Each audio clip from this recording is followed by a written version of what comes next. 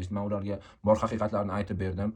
Ular ikkita guvoh chaqirib ko'chadan JQB xonasini borib ko'rishdi. Rostdan ham modda meniki emasligini va men yeb qo'ygan o't barglari yerga tushganini men qo'lim bilan qirib olib ko'rsatganimni va men xonada men oddiy o'tim bor, bular menga tuhmat qilyapti deganimda ular bu xonani borib mendan oldin 3 soat meni yonboshiga olib o'tib ushlab o'tirishdi va 3 soat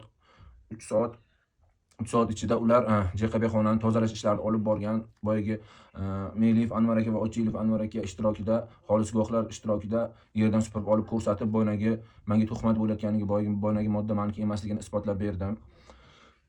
Natijada JQB xodimi Shahboz Shahzod va Asl ismli shaxslar menga juda katta bosim o'tkazib, sog'lig'imga ta'sir qiluvchi harakatlar olib borib, menga kuch ishlatishib, meni tinmasdan urishardi. Qo'limni naushnikka tiqib qo'yishib,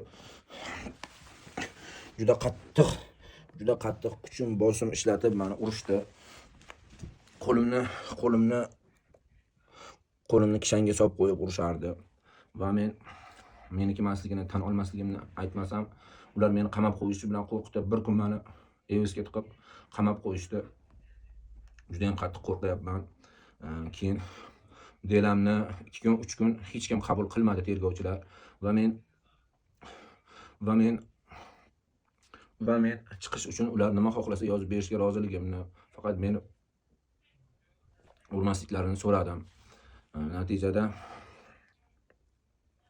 Natijada ular advokat, tergovchi, JQB xodimlari 3 kishi sani vajing yo'q qilindi, bo'ynagi xolislar ishtirokida dalil isbot qilmoqchi bo'lgan narsalaring yo'q qilindi deb meni prokuraturaga olib borishdi va prokuratura tashqarisida kuchli bosim ostida, agar prokurorga nimadir desang, seni baribir biza qamatib yo'q qilamiz deb bosim qilishdi va meni bir kun qamab qo'yishgan payt men juda qattiq qo'rqdim, stressga tushdim, ichlarim, yuragim, boshim og'rishi to'xtamayapti.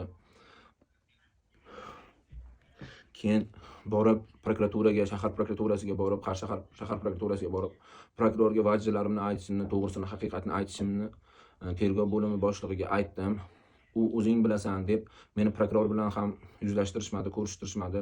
Tashqari xonada qo'yib qo'yishib, o'zlari prokuror xonasiga kirib ketishib, Ruslan va Meliyev Anvar ismli tergov bo'limi boshlig'i xodimlari prokurorga kirib ish qo'zg'atib chiqishdi meni ustimdan. Menga bo'layotgan tuhmat, meniki bo'lmagan narsa bilan jinoiy ish qo'zg'atishdi.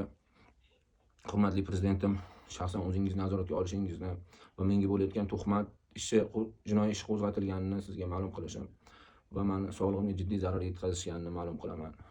Iltimos sizga menga